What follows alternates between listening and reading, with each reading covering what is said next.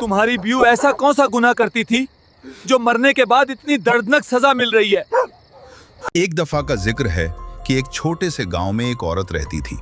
उसका शौहर मेहनतकश आदमी था और घर में उसकी एक बुरही माँ भी रहती थी। शौहर रोज सुबह से शाम तक मेहनत करता ताकि घर का गुजारा हो सके, लेकिन उसकी माँ अक्सर घर में तन्हा रह जाती थी। मगर उस औरत की आदत बिल्कुल ठीक नहीं थी। वो कुछ दिन के लिए ससुराल आती, फिर ज्यादातर वक्त अपने मायके में गुजार देती थी।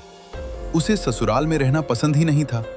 उसका शौहर अक्सर उसे समझाता और कहता, देखो, अगर तुम मायके में ही रहोगी तो मेरी बुरही माँ का ख्याल कौन रखेगा? लेकिन वो औरत बेपरवाही से जवाब देती। जब भी शौहर उसे समझाने की कोशिश करता, वो उससे झगड़ा करने लगती। कभी कभी तो वो अपनी सास को भी बुरी बातें कह देती थी।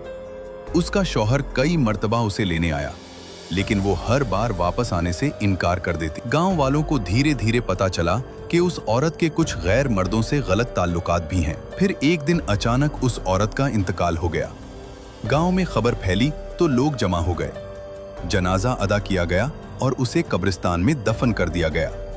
दफन के बाद सब लोग वापस अपने घरों को लौट गए, मगर कुछ ही देर बाद कब्रिस्तान की तरफ से अजीब सी आवाजें आने लगी।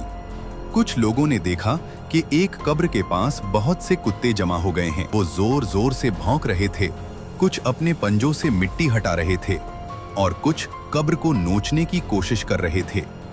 लोग दौड़कर वहां पहुंचे और कुत्तों को भगाने की कोशिश की, लेकिन हैरत की बात यह थी कि कुत्ते हट ही नहीं रहे थे, जैसे कोई अजीब कुव्वत उन्हें उस कब्र की तरफ खींच रही हो। आखिरकार किसी ने गांव के इमाम साहब को बुला लिया। इमाम साहब वहां पहुंचे और उन्होंने पूछा, इस औरत के घर वाले कौन हैं? तब उसका शौहर आगे आया। उसकी आंखों से आंसू रुक नहीं रहे थे। इमाम साहब ने संजीदगी से कहा, सच सच बताओ, ये औरत अपनी जिंदगी में क्या करती थी? ये सुनते ही शौहर फूट फूट कर रो पड़ा और बोला, ये मेरी बीवी थी, मगर कभी मेरी बनी ही नहीं। इसने मेरी बुरही माँ को कभी अपना नहीं समझा।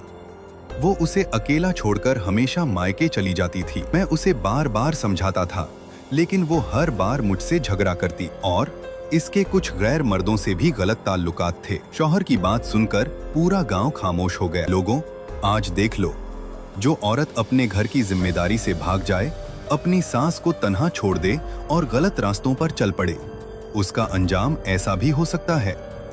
इस दौरान कुत्ते अब भी उस कब्र के पास भौंक रहे थे। उस दिन गांव वालों ने एक बात गहराई से महसूस की, गुनाह इंसान दुनिया से छुपा सकता है, मगर अल्लाह से कभी